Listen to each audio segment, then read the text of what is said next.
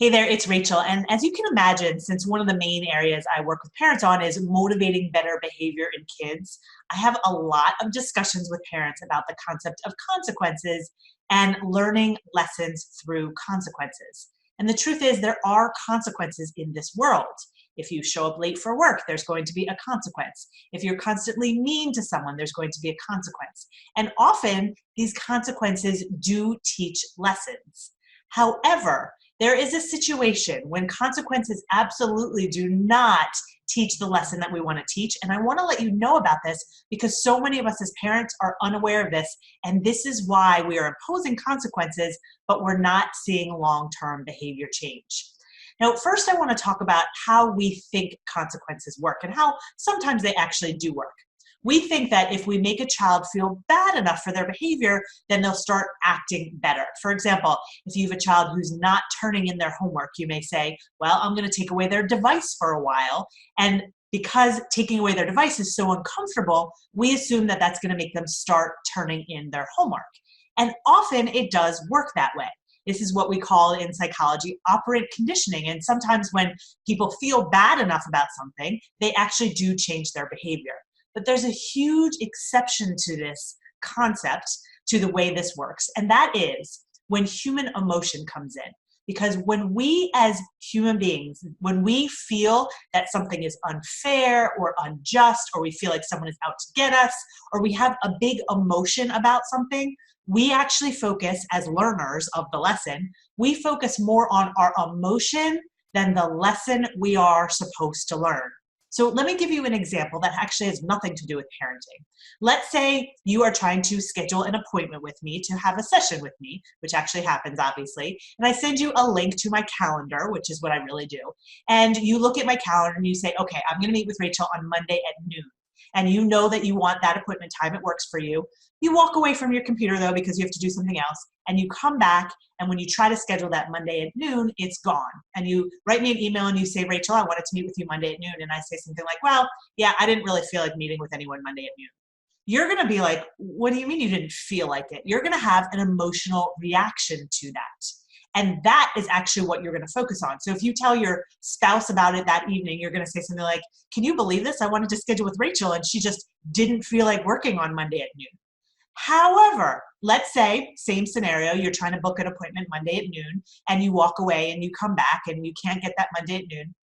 And you write me an email and say, Rachel, I really wanted Monday at noon.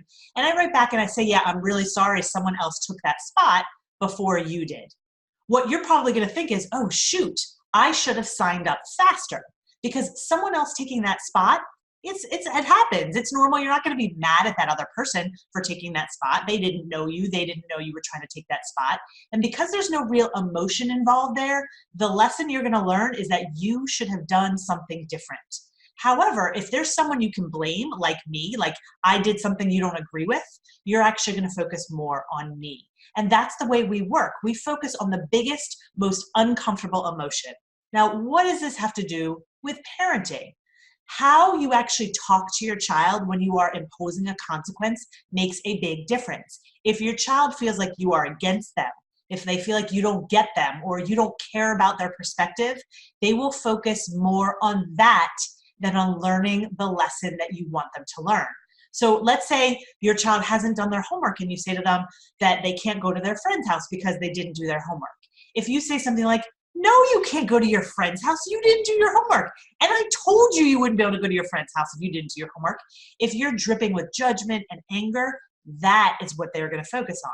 But if you say something like, no, you can't go to your friend's house because the homework wasn't done, and maybe they get upset with you because they wanted to go to their friend's house, but you don't get sucked in and you don't get highly emotional. You don't get mad at them. You don't judge them for having their feelings. You don't, tell them all the reasons that they should have known. When you are just calm and in control and you don't get sucked in and you stay sort of even, they focus more on what they did wrong than on how unfair you are being. So when you are imposing consequences, they're a good idea to impose. They do tend to teach lessons sometimes. But what you want to realize is you have to do it in a way that's not going to trigger their response of getting angry at you. That's going to help them realize what they have done wrong. And it does have a lot to do with your tone. I really wish this weren't the case because I don't think we as parents can be robots and watch our tone all the time. Unfortunately, kids do sense when we are against them, and very quickly, that is what they focus on instead of learning the lesson that we want them to learn.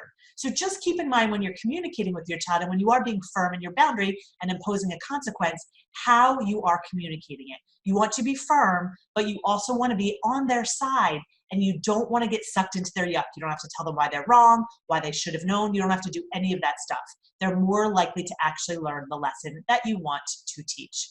So if you have any questions about this, feel free to reach out to me at rachel@rachel-bailey.com. You can always find me on Facebook as well at facebook.com/Rachel Bailey Parenting. Reach out at any time. I'm happy to answer your questions and to support you in a way that is beneficial for you.